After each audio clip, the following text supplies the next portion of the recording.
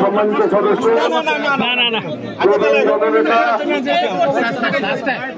এবং আমার রাজনৈতিক অভিভাবক জনাব নজরুল ইসলাম খান উপস্থিত আছেন, বিএনপির কেন্দ্রীয় কমিটির বিজ্ঞান এবং প্রযুক্তি বিষয়ক সহ সম্পাদক ইঞ্জিনিয়ার বকুল ভাই উপস্থিত আছেন, আমরা বিএনপি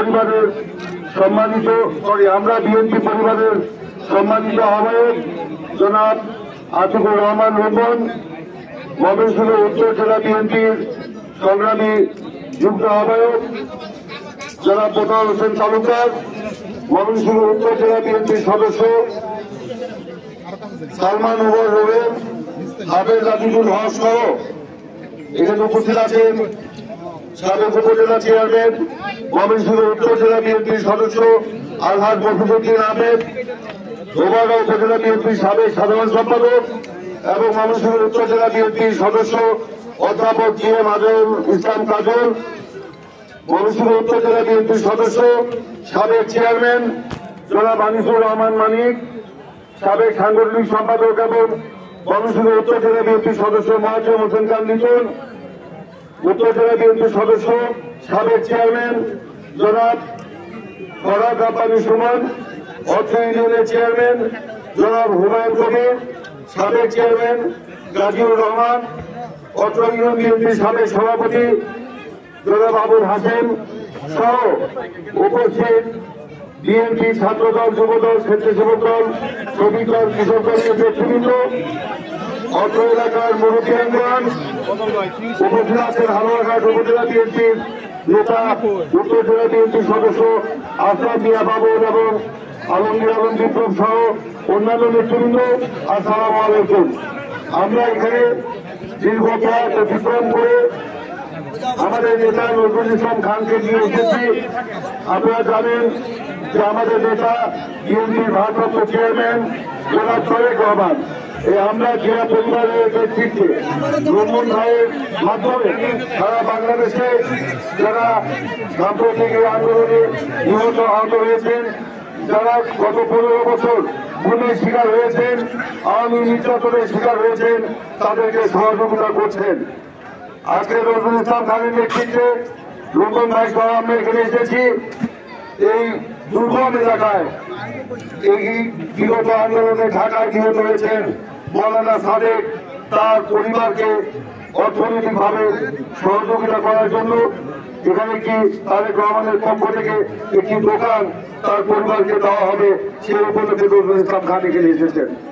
এখানে আমাদের কোনো মল্লযুদ্ধ করার প্রয়োজন নাই, কোনো পাল্টা স্লোগান দেওয়ার প্রয়োজন নাই। আমরা সকলেই বিএনপি করি, বিএনপি পরিবার, তাই এখানে নিজেদের মধ্যে কোনো হানাহানি, কোনো পাল্টা স্লোগানের প্রয়োজন নাই। ছাত্রদলের উপজেলা আহ্বায়ক মঞ্চে উঠতে চেয়েছিল, উঠতে দিয়ে কোনো সমস্যা ছিল না। তারপরে যে অনাকাঙ্ক্ষিত ঘটনা ঘটেছে, এই জন্য আমি দুঃখ প্রকাশ করছি। এরকম আমরা হালুয়াঘাট এবং ধোবাড়ায় প্রায় 7 জন নিহত হয়েছেন গত আন্দোলনে, ঢাকায়, গাজীপুর, মিরপুর সহ বিভিন্ন স্থানে।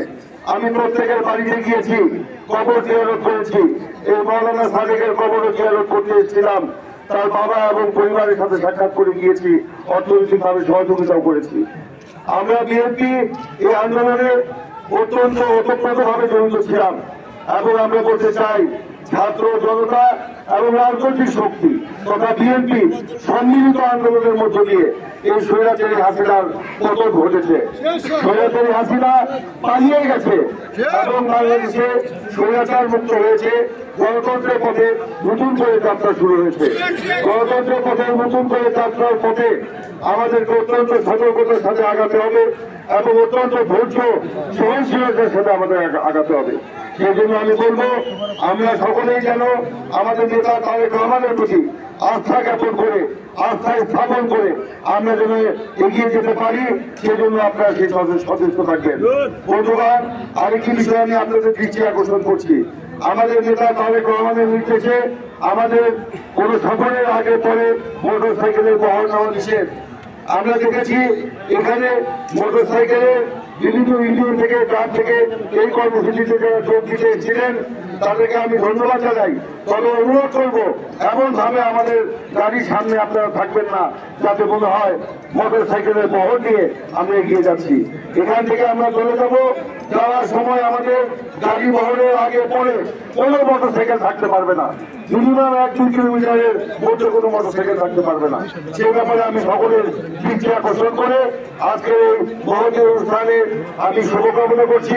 আমার নেতা তারেক রহমানকে আমি কৃতজ্ঞতা প্রকাশ করছি যে মৌলানা সাদেকের এই পরিবারকে এখানে দোকান উপহার দেওয়ার জন্য, এবং আমরা বিএনপি পরিবারকে আমি ধন্যবাদ কৃতজ্ঞতা জানাচ্ছি আজকে এই দুর্গম এলাকায় আপনাদের আমাদের নেতা নজরুল ইসলাম খানকে নিয়ে এখানে আগমন করার জন্য।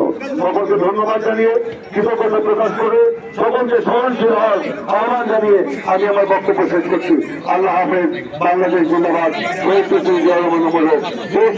খালেদা জিয়া, তারেক রহমান জিন্দাবাদ।